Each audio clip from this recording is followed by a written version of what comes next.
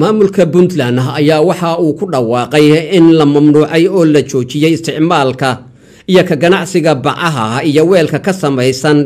caagaga kuwaasi oo ay sheegeen in dhibaato weyn ay u geystaan caafimaadka iyo deegaanka labadaba. warkan waxa halkaasi ka soo diray wariyahayaga Maxamed Saciid Yuusuf. madaxweynaha Puntland Cabdiraxmaan Maxamed Maxamuud Faroole iyo ku-xigeenkiisa ayaa ka qayb galay munaasabada lagu shaacinayay joojinta bacaha iyo caagadaha oo lagu qabtay xarunta hay'adda cilmi baarista u qaabilsan Puntland ee BDRC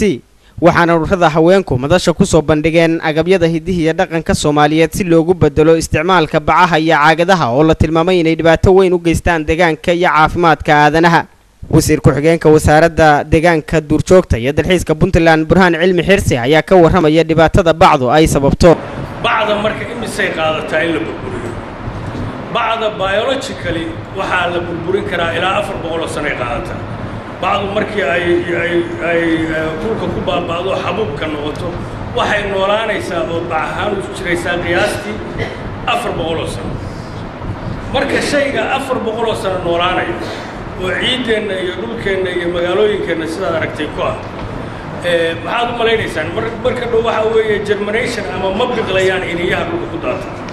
sababtoo ah bacdiiba oxygen-ka ka celinaysa geed dambe oo soo baxaya dhulka ka dhamaanay. maxamed xasan ducaale wasiir ku-xigeenka wasaaradda caafimaadka Puntland ayaa dhankiisa iftiimiyay dhibaatada caafimaad ee ay geystaan isticmaalka marka dhibaatooyinka ay keenayaan bacahu ama waxyaalaha ka samaysan balastiga runtii aad iyo aad u fara badan yihiin markay la milanto waxyaalaha inagu isticmaalayno sida cuntada sharaabka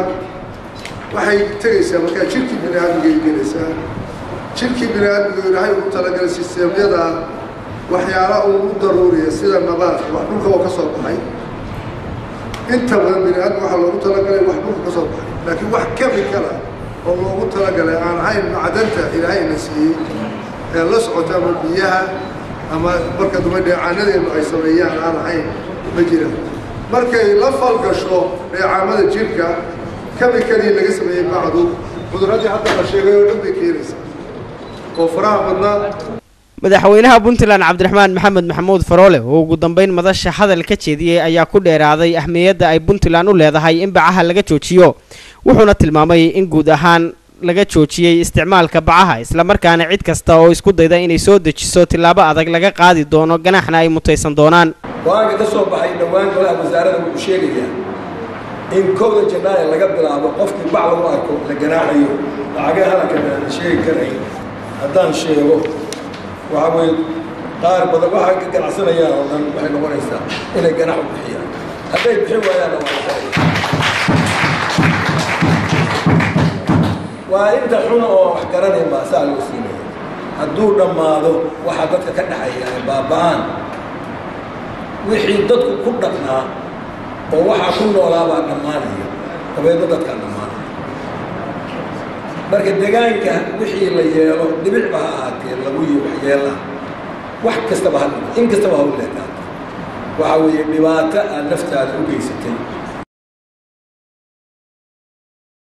inkasta oo Puntland shaacisay in guud ahaan la joojiyay isticmaalka bacaha iyo caagadaha haddana lama hubo inuu dhaqan gali doono maadaama bulshada miyi iyo magaalaba ay si weyn u isticmaalaan.